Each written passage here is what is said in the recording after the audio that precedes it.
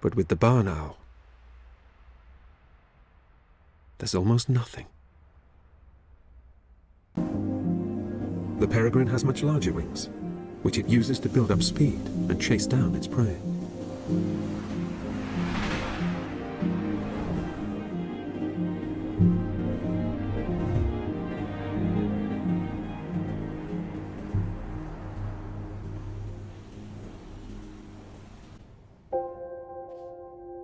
The barn owl is far more graceful.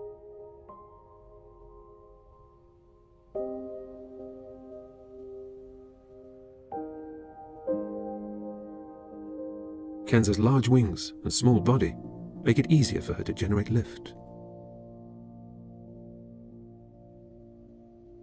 So just one gentle wing beat sees her gliding effortlessly through the air.